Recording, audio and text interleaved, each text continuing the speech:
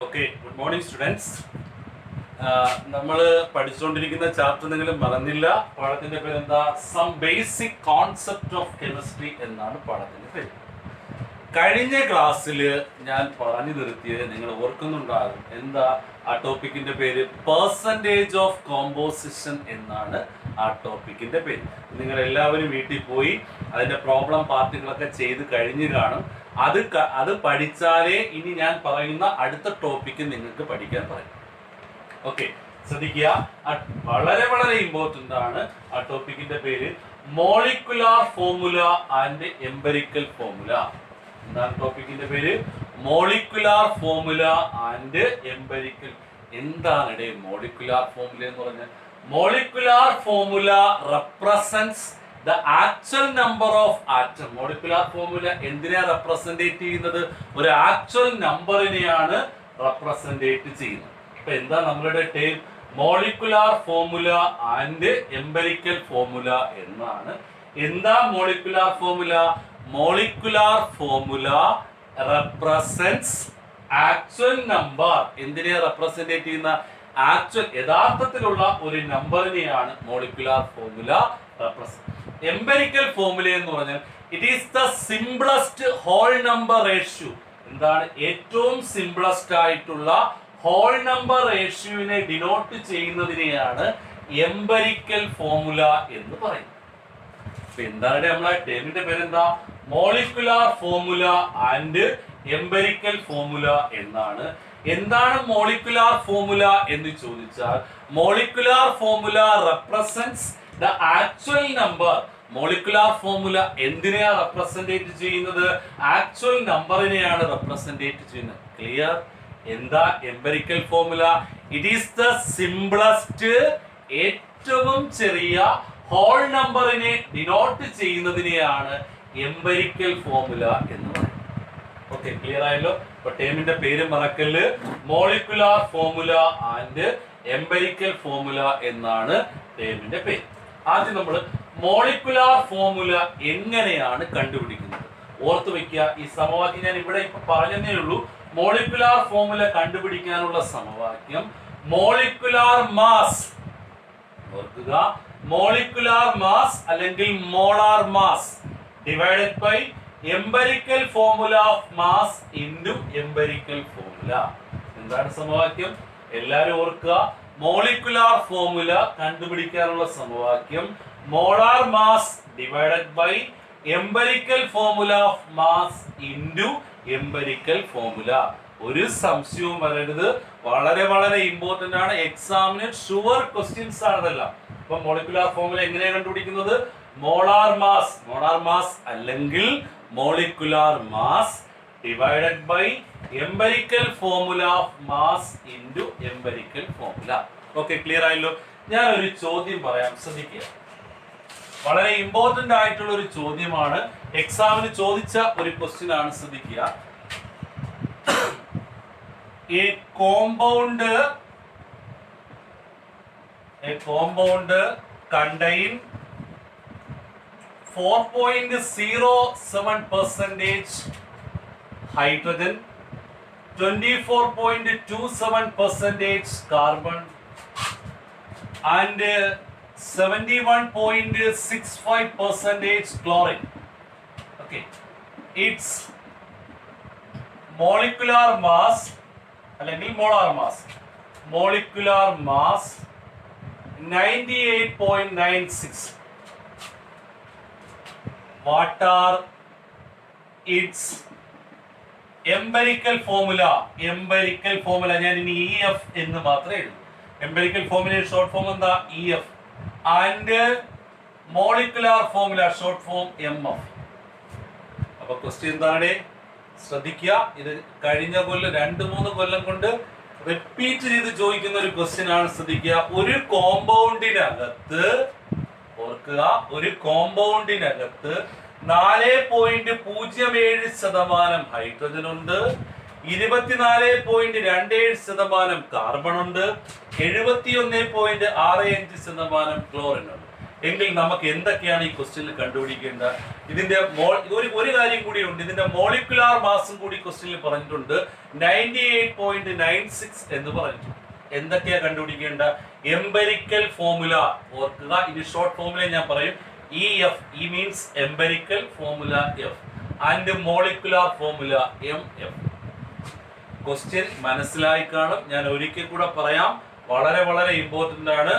ഒരു കോമ്പൗണ്ടിനകത്ത് 4.07% ഹൈഡ്രജൻ ഉണ്ട്, 24.27% കാർബൺ ഉണ്ട്, 71.65% ക്ലോറിൻ ഉണ്ട്. ഇതിന്റെ മോളിക്കുലാർ മാസ് 98.96 ആണ്. എങ്കിൽ എന്തൊക്കെ കണ്ടുപിടിക്കണം? എംപെരിക്കൽ ഫോർമുലയും കണ്ടുപിടിക്കണം, മോളിക്കുലാർ ഫോർമുലയും കണ്ടുപിടിക്കണം. ഓക്കെ, ക്ലിയർ ആയല്ലോ? അപ്പൊ ക്വസ്റ്റ്യൻ എല്ലാവരും നോട്ട്ബുക്കിലോട്ട് തന്നെ എഴുതി വെക്കുക. ഇനി ഞാൻ ഈ ക്വസ്റ്റ്യൻ മായ്ക്കുകയാണ്. ക്വസ്റ്റ്യൻ നോട്ട്ബുക്കിലോട്ട് എഴുതി വെച്ചാലേ ഞാൻ ഇനി പറയുന്ന കാര്യങ്ങൾ നിങ്ങൾക്ക് മനസ്സിലാവും. Okay, clear? അപ്പൊ ഇങ്ങനെ ഒരു ക്വസ്റ്റ്യൻ വരുമ്പോൾ നമ്മൾ ചെയ്യുന്നത് ഒരു ടേബിൾ ഉപയോഗിച്ചാണ് ചെയ്യുന്നത്. ആദ്യത്തെ ടേബിളിൽ ആദ്യത്തെ എലമെന്റ്സ്.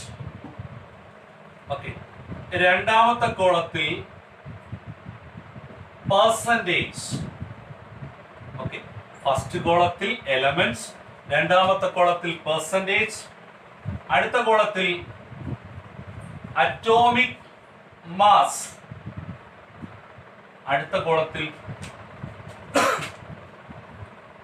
അറ്റോമിക് റേഷ്യോ, അടുത്ത കോളത്തിൽ സിംപ്ലസ്റ്റ്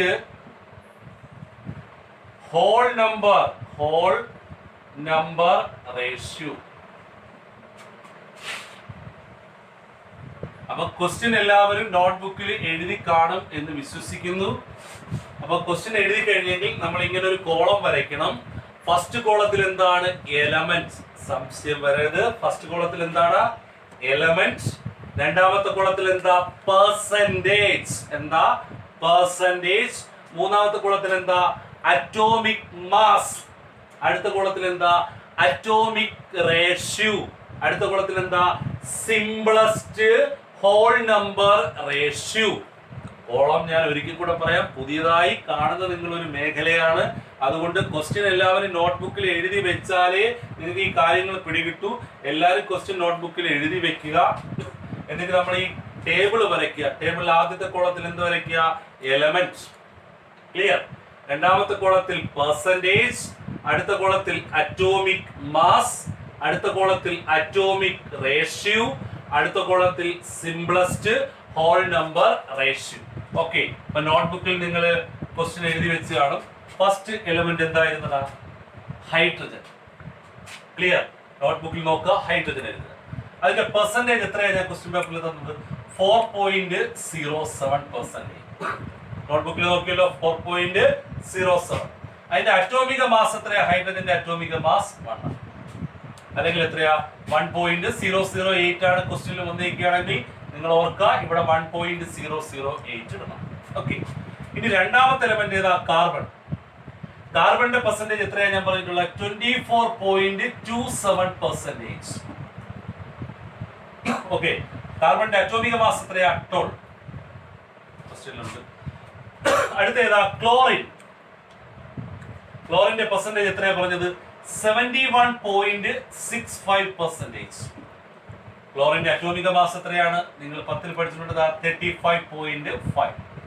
ഇത്രയും കാര്യങ്ങൾ നമ്മളെ ചോദ്യത്തിലുണ്ട്, നിങ്ങളെ നോട്ട്ബുക്കിലുണ്ട്. ഹൈഡ്രജൻ പെർസെന്റേജ് എത്രയാ? 4.07. ഓക്കെ, അതിന്റെ അറ്റോമിക മാസ് 1 ആണ്. ചിലപ്പോൾ ക്വസ്റ്റ്യൻ പേപ്പറിൽ 1.008 ആണെങ്കിൽ 1.008 ഇട്ട് ചെയ്യും. ഓക്കെ, രണ്ടാമത്തെ എലമെന്റ് എന്താണ്? കാർബൺ. അതിന്റെ പെർസെന്റേജ് ക്വസ്റ്റ്യനിൽ എന്താ? 24.27%. അതിന്റെ അറ്റോമിക മാസ് പറയടാ? 12. മൂന്നാമത്തെ എലമെന്റ് ഏതാ? ക്ലോറിൻ. അതിന്റെ പെർസെന്റേജ് എത്രയാ? 71.65. അതിന്റെ അറ്റോമിക മാസ് എത്ര? 35.5. ഇത്രയും കാര്യങ്ങൾ നിങ്ങൾ മനസ്സിലാക്കണം. ഇത്രയും ക്വസ്റ്റ്യൻ പേപ്പറിലുള്ള. ഇനി നിങ്ങൾ നോക്കുക, അടുത്ത കോളം നമ്മൾ എങ്ങനെ ഫിൽ ചെയ്യും? അറ്റോമിക റേഷ്യോ. അടുത്ത കോളത്തിൽ എന്താണ്? അറ്റോമിക റേഷ്യോ എന്ന് പറഞ്ഞാൽ എങ്ങനെ ചോദിച്ചു കഴിഞ്ഞാൽ, ഏത് എലമെന്റ് ആണോ അറ്റോമിക റേഷ്യോ കണ്ടുപിടിക്കാനുള്ള അതിന്റെ പെർസെന്റേജിനെ അറ്റോമിക മാസ് കൊണ്ട് ഡിവൈഡ് ചെയ്യാം. അതിന്റെ പെർസെന്റേജിന് എത്ര കൊണ്ട് ഡിവൈഡ് ചെയ്യുക? അറ്റോമിക മാസ് കൊണ്ട് ഡിവൈഡ് ചെയ്യുക. അപ്പൊ എന്താ ഹൈഡ്രജൻ ആണ്. ഹൈഡ്രജന്റെ പെർസെന്റേജ് പറയടാ. 4.07 ഡിവൈഡഡ് ബൈ 1 അല്ലെങ്കിൽ 1.008 ഡിപ്പെൻഡ്സ്. ഹൈഡ്രജന്റെ അറ്റോമിക മാസ് എത്രയാണോ വരുന്ന അതിനെ ഡിപ്പെൻഡ് ചെയ്ത് നിങ്ങൾ ഇവിടെ എഴുതിക്കോളണം. ഓക്കെ, ഇനി നിങ്ങൾ നോക്കിയേ കാർബണിന്റെ അറ്റോമിക റേഷ്യോ എങ്ങനെ കണ്ടുപിടിക്കാം? കാർബണിന്റെ പെർസെന്റേജ് എത്രയാ? 24.27 ഡിവൈഡഡ് ബൈ 12. ഓക്കെ, ക്ലോറിന്റെ എത്രയാ? 71.65 ഡിവൈഡഡ് ബൈ 35.5. സംശയമില്ലല്ലോ. അപ്പം എങ്ങനെയാണ് നാലാമത്തെ കോളം? നമ്മൾ അറ്റോമിക റേഷ്യോ ആണ്. അറ്റോമിക റേഷ്യോ എങ്ങനെയാണ് കണ്ടുപിടിക്കുന്നത്? സംശയം വരരുത്. ഏതിന്റെയാണോ അറ്റോമിക റേഷ്യോ കണ്ടുപിടിക്കാനുള്ള അതിന്റെ പെർസെന്റേജിനെ അറ്റോമിക മാസ് കൊണ്ട് ഡിവൈഡ് ചെയ്യുക. അറ്റോമിക റേഷ്യോ എങ്ങനെയാണ് കണ്ടുപിടിക്കുന്നത്? ഏതിന്റെയാണോ കണ്ടുപിടിക്കാനുള്ള അതിന്റെ പെർസെന്റേജിനെ അറ്റോമിക മാസ് കൊണ്ട് ഡിവൈഡ് ചെയ്യും. ക്ലിയർ ആയല്ലോ? ഇതിനെ ഡിവൈഡ് ചെയ്യുമ്പോൾ നമുക്ക് ആൻസർ 1.008 ആണെങ്കിൽ നമുക്ക് 4.04 ആണ്. ഇപ്പൊ നമുക്ക് 4.07 തന്നെ കിട്ടും. ഓക്കെ, ഇതിനെ ഡിവൈഡ് ചെയ്യുമ്പോൾ 2.02 ഡിവൈഡ് നോക്കണം. ഇതിനെ ഡിവൈഡ് ചെയ്യുമ്പോൾ 2.02 ഒരു ചെറിയ ഫ്രാക്ഷണൽ വാല്യൂസിലൊക്കെ അങ്ങോട്ടും ഇങ്ങോട്ടും ഒക്കെ വ്യത്യാസം വരാൻ നിങ്ങൾ ചെയ്ത് നോക്കണം. അപ്പം ഇതിനെ ഡിവൈഡ് ചെയ്യുമ്പോൾ 4.07, ഇതിനെ ഡിവൈഡ് ചെയ്തപ്പോൾ 2.02, ഇതിനെ ഡിവൈഡ് ചെയ്തപ്പോൾ 2. ചെറിയ വ്യത്യാസങ്ങൾ അങ്ങോട്ടും ഇങ്ങോട്ടും വാല്യൂസിൽ വരാം. പോയിന്റിന് ശേഷമുള്ള വാല്യൂസ് അത് നിങ്ങൾ കൃത്യമായി കാൽക്കുലേറ്ററിൽ നോക്കുക. അപ്പൊ ഇതിനെ ഡിവൈഡ് ചെയ്ത് ഓരോന്നിന്റെ ആൻസറുകൾ നമ്മൾ എഴുതി. അപ്പൊ first column, second, third, fourth. Okay, clear ആയല്ലോ? ഇനി ഫിഫ്ത് കോളത്തിൽ എന്താ പറഞ്ഞിട്ടുള്ളത്? Simplest whole number ratio. ഏറ്റവും നമുക്ക് ഈ കോളത്തിൽ വന്നിരിക്കുന്ന എല്ലാം പോയിന്റ് സംഖ്യകളല്ലേടാ. അപ്പൊ ലാസ്റ്റ് കോളത്തിൽ നമുക്ക് എന്ത് വരാൻ പാടില്ല? പോയിന്റ് സംഖ്യകൾ വരാൻ പാടില്ല. അവിടെ ഹോൾ നമ്പേഴ്സ് അല്ലെങ്കിൽ ഫിക്സഡ് ആയിട്ടുള്ള ഒരു സംഖ്യ മാത്രമേ വരാൻ പാടുള്ളൂ. അപ്പൊ 3 ആൻസറുകൾ നമ്മുടെ കയ്യിലുണ്ട്. 4.07, 2.02, 2.02. എങ്ങനെയാണ് ഹോൾ നമ്പർ കണ്ടുപിടിക്കുന്നത് ചോദിച്ചാൽ, ഇത് 3 ആൻസറുകളിൽ ഏറ്റവും ചെറിയ ആൻസർ എടുക്കുക, ഏറ്റവും ലീസ്റ്റ് ആയിട്ടുള്ള ആൻസർ എടുക്കുക. ഇപ്പൊ 4.07, 2.02, 2. ഇതിൽ ഏറ്റവും ചെറുതായിട്ട് രണ്ടെണ്ണം ഒരുപോലെയാണ് വരുന്നത്. അപ്പൊ ഏറ്റവും ചെറിയ വാല്യൂ എടുത്ത് ഇതിനെ 3നെയും ഡിവൈഡ് ചെയ്യാം. അപ്പൊ നിങ്ങൾ ശ്രദ്ധിക്കണം, ഏറ്റവും ചെറിയ വാല്യൂ ആണ്. ഇപ്പൊ ഇവിടെ 4.07, ഇവിടെ 2.02, ഇവിടെ 2.02. അപ്പൊ ഇതില് 2 വാല്യൂസ് ഒരുപോലെയല്ലേ? അപ്പൊ ഏറ്റവും ചെറിയ വാല്യൂ 2.02 ആണ്. ആ വാല്യൂ കൊണ്ട് ഒന്നിനെ മാത്രമല്ല ഇതിനെ 3നെയും ഡിവൈഡ് ചെയ്യാം. അപ്പൊ നമുക്ക് എങ്ങനെ ചെയ്യാം? 4.07 ഡിവൈഡഡ് ബൈ 2.02. ഇവിടെ എങ്ങനെയാണ്? 2.02 ഡിവൈഡഡ് ബൈ 2.02. ഇവിടെ എങ്ങനെയാണ്? 2.02 ഡിവൈഡഡ് ബൈ 2.02. മനസ്സിലായല്ലോ? ലാസ്റ്റ് കോളത്തിൽ നമുക്ക് പോയിന്റ് സംഖ്യ വരാൻ പാടില്ല. അതുകൊണ്ട് നമുക്ക് ഇവിടെ കിട്ടിയ ആൻസറിൽ ഏറ്റവും ചെറിയ ആൻസർ ഓർക്കുക, ഏറ്റവും ചെറിയ ആൻസർ ഉപയോഗിച്ച് 3നെയും ഡിവൈഡ് ചെയ്യണം. ഒന്നിനെ മാത്രമല്ല 3 ആൻസറിനെയും ആ നമ്പർ കൊണ്ട് ഡിവൈഡ് ചെയ്യണം. നമുക്കിവിടെ ഏറ്റവും 2 നമ്പറുകൾ ഒരുപോലെ വരുന്നത് കൊണ്ടാണ് നമ്മൾ ഇവിടെ എന്താണ് 2.02 തന്നെ എടുത്തത്. ഓക്കെ, ഇതിനെ ഡിവൈഡ് ചെയ്യുമ്പോൾ നമുക്ക് ആൻസർ ഇനി എന്താണ് 2 എന്നാണ് വരുന്നത്. ഇപ്പൊ 2 പോയിന്റ് സംതിങ് ഒക്കെ വന്നാലും അതിന് റൗണ്ട് ഫിഗർ ആയിട്ട് നമ്മൾ എന്തെന്ന് എഴുതണം? ഇവിടെ പൂർണ്ണസംഖ്യ ആയിട്ട് തന്നെ എഴുതണം. ഇതിനെ നമ്മൾ ഡിവൈഡ് ചെയ്യുമ്പോൾ 1 ആണ് വരുന്നത്. ഇതിനെ ഡിവൈഡ് ചെയ്യുമ്പോൾ എത്രയാണ് വരുന്നത്? 1. ഓക്കെ അല്ലോ? അപ്പൊ ഫോർത്ത് കോളം, ഫിഫ്ത് കോളം. അപ്പൊ സിംപ്ലസ്റ്റ് ഹോൾ നമ്പർ റേഷ്യോ എത്ര കിട്ടി? 2, 1, 1. ഓക്കെ, ക്ലിയർ ആയല്ലോ? ഇനി നമ്മൾ ശ്രദ്ധിക്കാനുള്ളത്, അപ്പൊ ഈ കോളങ്ങളെല്ലാം ശ്രദ്ധിച്ചോളണം. ഇനി നമുക്ക് എടുത്തെഴുതാം. ഹൈഡ്രജൻ എത്രയുണ്ട് വന്നത്? ഹൈഡ്രജൻ 2. കാർബൺ എത്രയാ വന്നത്? 1. ക്ലോറിൻ എത്രയാ വന്നത്? 1. ഇങ്ങനെയല്ലേ നമുക്ക് വന്നത്? ഹൈഡ്രജൻ 2 വന്നു, കാർബൺ എത്ര വന്നു? 1 വന്നു, ക്ലോറിൻ എത്ര വന്നു? 1 വന്നു. അപ്പോ നമ്മളെ UPSC അനുസരിച്ച് ആദ്യം നമുക്ക് വരേണ്ട എലമെന്റ് ഏതാ? കാർബൺ അല്ലേ? അപ്പോൾ നമുക്ക് എങ്ങനെ വരാം? C1. നമുക്ക് ഇങ്ങനെയാണ് വന്നത്. നമ്മളെ നെയിമിംഗ് അനുസരിച്ച് കാർബൺ ആണ് ആദ്യം വരേണ്ടത്. അപ്പൊ C1. അടുത്ത ഏതാ? H2Cl1. എന്താ വരേണ്ടത്? C1. C വരാനുള്ള കാരണം ഞാൻ പറഞ്ഞു. C1 H2Cl2. ഈ 1 എന്നൊക്കെ പറയണത് നമ്മൾ എഴുതുന്ന കാര്യമില്ല. അപ്പൊ നമുക്ക് എങ്ങനെ എഴുതാം? CH2Cl. ഇതാണ് ഇതിന്റെ എന്ന് പറയുന്ന എംപെരിക്കൽ. അപ്പൊ എംപെരിക്കൽ ഫോമിൽ എന്താ കിട്ടിയത്? CH2Cl. സംശയമില്ലല്ലോ? ക്വസ്റ്റ്യന്റെ ഒരു പാർട്ട് നമ്മൾ ചെയ്തു. ക്വസ്റ്റ്യനിൽ 2 പാർട്ടുകളായിരുന്നു, എംപെരിക്കൽ ഫോമുലയും മോളിക്കുലാർ ഫോം. എംപെരിക്കൽ ഫോമുലയാണ് നമ്മൾ ചെയ്തത്. ഞാൻ ഒരിക്കൽ കൂടെ പറയാം. എന്താ എംപിരിക്കൽ ഫോർമുല ചെയ്ത് മനസ്സിലായല്ലോ. എലമെന്റ് ഞാൻ പറഞ്ഞു, പെർസെന്റേജ് പറഞ്ഞു, അറ്റോമിക മാസ് പറഞ്ഞു, അറ്റോമിക റേഷ്യോ പറഞ്ഞു, സിംപ്ലസ്റ്റ് ഹോൾ നമ്പർ റേഷ്യോ പറഞ്ഞു അല്ലേ. അപ്പൊ ക്വസ്റ്റ്യൻ പേപ്പർ അല്ലെങ്കിൽ നിങ്ങൾ എഴുതിയിരിക്കുന്ന നോട്ട്ബുക്കിൽ നിങ്ങൾ നോക്കുക. നോട്ട്ബുക്കിൽ കൃത്യമായി ചോദ്യം എഴുതിയതിനു ശേഷം മാത്രമേ നിങ്ങൾ ഇത് ചെയ്തു തുടങ്ങാവുള്ളൂ. ഹൈഡ്രജൻ പെർസെന്റേജ് എത്രയാ പറഞ്ഞത്? 4.07. ക്ലിയർ ആയല്ലോ. ഹൈഡ്രജന്റെ മാസ് എത്രയാ? ക്വസ്റ്റ്യൻ പേപ്പറിൽ വരും. എത്രയാ? 1. ഓക്കെ. കാർബൺ അതിന്റെ പെർസെന്റേജ് ക്വസ്റ്റ്യൻ പേപ്പറിൽ പറഞ്ഞിട്ടുണ്ട് എത്രയാ? 24.27. അതിന്റെ അറ്റോമിക മാസ് എത്രയാ? 12 ആണ്. ക്ലിയർ. ഇനി ക്ലോറിൻ ക്വസ്റ്റ്യൻ പേപ്പറിൽ ഉണ്ട് എത്ര? 71.65. അതിന്റെ അറ്റോമിക മാസ് എത്ര? 35.5. ഇനി അറ്റോമിക റേഷ്യോ അടുത്ത കോളമാണ് നിങ്ങൾക്ക് സംശയം വരാൻ സാധ്യതയുള്ളത്. ഓർക്കുക, അതുകൊണ്ടാണ് ഞാൻ വീണ്ടും ഒരിക്കൽ കൂടെ പറയുന്നത്. അറ്റോമിക റേഷ്യോ എങ്ങനെയാണ് ഹൈഡ്രജന്റെ അറ്റോമിക റേഷ്യോ ആണ് കണ്ടുപിടിക്കാനുള്ളത്. ഏതിന്റെ ആണോ കണ്ടുപിടിക്കാനുള്ള അതിന്റെ പെർസെന്റേജിനെ ഓർക്കുക, അതിന്റെ പെർസെന്റേജിനെ അറ്റോമിക മാസ് കൊണ്ട് ഡിവൈഡ് ചെയ്യുക. അപ്പൊ 4.07 ഡിവൈഡഡ് ബൈ 1. ഓക്കെ, ക്ലിയർ ആയല്ലോ. അപ്പൊ എത്ര ആൻസർ കിട്ടിയത്? അവിടെ നമുക്കൊരു ആൻസർ കിട്ടി. ഇനി രണ്ടാമത്തെ അറ്റോമിക റേഷ്യോ കാർബൺ. അപ്പൊ എങ്ങനെയാ? 24.27 ഡിവൈഡഡ് ബൈ 12. ക്ലിയർ. അടുത്ത എങ്ങനെയാ? Chlorine 71.65 divided by 35.5. അപ്പം 3 ആൻസറുകൾ നമുക്ക് കിട്ടി. അപ്പൊ ഈ കോളം നിങ്ങൾ ക്ലിയർ ആയല്ലോ. അപ്പൊ 3 ആൻസറുകൾ നമുക്ക് പോയിന്റ് സംഖ്യകളാണ് കിട്ടിയത്. നമുക്ക് അടുത്ത കോളത്തിൽ പോയിന്റ് സംഖ്യകൾ വരാൻ പാടില്ല. അവിടെ പൂർണ്ണസംഖ്യകൾ മാത്രമേ വരാൻ പാടുള്ളൂ. അതുകൊണ്ട് ഇത് 3 ആൻസറുകൾ ഓർക്കണം. ഈ 3 ആൻസർ 4.07, 2.02, 2.02 ഈ 3 ആൻസറുകളിൽ ഏറ്റവും ലീസ്റ്റ് നമ്പർ ഓർക്കണം. ഏറ്റവും ലീസ്റ്റ് നമ്പർ. പക്ഷെ നമ്മൾ ഇവിടെ നോക്കുകയാണെങ്കിൽ 2 നമ്പറും ഒരുപോലെയാണ്. അതുകൊണ്ടാണ് ഞാൻ 2.02 തന്നെ എടുത്തത്. സംശയം വരരുത്. ഏറ്റവും ലീസ്റ്റ് നമ്പർ കൊണ്ട് ഇതിനെ 3നെയും ഡിവൈഡ് ചെയ്യണം. ഓക്കെ, മറക്കരുത്. ഏറ്റവും ലീസ്റ്റ് നമ്പർ കൊണ്ട് 3നെയും ഡിവൈഡ് ചെയ്യുക. അപ്പൊ ഇങ്ങനെ 4.07 ഡിവൈഡഡ് ബൈ 2.02. അപ്പൊ ഇവിടെ 2 എന്ന് പറയുന്ന ഒരു ആൻസർ നമുക്കൊരു അവിടെ ഒരു ആൻസർ ചിലപ്പോൾ 2.11 അങ്ങനെയൊക്കെയാണ് വരുന്നത്. അതിനെല്ലാം നമ്മളിവിടെ റൗണ്ട് ഫിഗർ, ഇവിടെ ഇനി പോയിന്റ് വരാൻ പാടില്ല. അതിനെ റൗണ്ട് ഫിഗറിലോട്ട് ഇടണം. നമ്മൾ എങ്ങനെ റൗണ്ട് ഫിഗർ? ഇപ്പൊ 2.6 ഒക്കെയാണ് വരുന്നതെങ്കിൽ അതിനെ 3 ആക്കി എടുക്കണം. ഓക്കെ, ഇപ്പൊ 2.14 ഒക്കെ വരികയാണെങ്കിൽ നമ്മൾ റൗണ്ട് ഫിഗറിൽ എത്രയാക്കി എടുക്കണം? 2 ആക്കി എടുക്കണം. അത് ഓർക്കണം. 2.02 ഡിവൈഡഡ് ബൈ 2.02 എത്രയാ? 1. 2.02 ഡിവൈഡഡ് ബൈ 2.02 1. അപ്പൊ എന്താ നമുക്ക് കിട്ടിയത്? Hydrogen 2, carbon 1, chlorine 1. ഇനി ഇതിനൊന്ന് റിയറേഞ്ച് ചെയ്യണം. നമ്മൾ നോക്കുകയാണെങ്കിൽ IUPAC അനുസരിച്ച് എപ്പോഴും കാർബണല്ലേ ആദ്യം വരുന്നത്. അപ്പൊ കാർബണിനെ ആദ്യം കൊണ്ടുവരിക. C11, C1, H2, Cl1.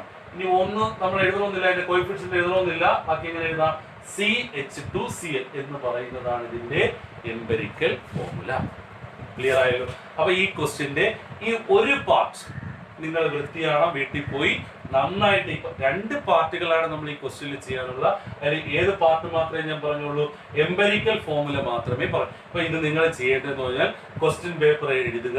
അല്ലെങ്കിൽ ക്വസ്റ്റ്യൻ, ഞാൻ പറഞ്ഞ ക്വസ്റ്റ്യൻ നോട്ട്ബുക്കിലോട്ട് എഴുതിയതിനു ശേഷം ഈ ടേബിള് നീറ്റായിട്ട് വരച്ചിട്ട് ഓരോന്നും നിങ്ങൾ ഇത് കാണാൻ പറ്റുന്നുണ്ടല്ലോ. Element, percentage, atomic mass, atomic ratio, simplest whole number ratio, ഇങ്ങനെ നീറ്റായിട്ട് ടേബിൾ വരച്ചിട്ട് ഇതുപോലെ ചെയ്ത് വെക്കുക. എന്താണ് എംപിരിക്കൽ ഫോർമുല? CH2Cl. ഇതാണ് ഈ ക്വസ്റ്റ്യന്റെ ഒരു പാർട്ട്. അടുത്ത പാർട്ട് നമുക്ക് ഇതിന്റെ ബാലൻസ് ആണ്. അപ്പൊ ഇത് നന്നായിട്ട് നിങ്ങൾ പഠിച്ചാലേ ഈ ക്വസ്റ്റ്യന്റെ രണ്ടാമത്തെ പാർട്ട് നിങ്ങൾക്ക് ചെയ്യാൻ സാധിക്കും. അടുത്ത പാർട്ടുമായിട്ട് നമുക്ക് അടുത്ത ക്ലാസ്സിൽ വരാം. അപ്പൊ ഇത്രയും എഴുതി വെച്ചോളണം. Okay, thank you.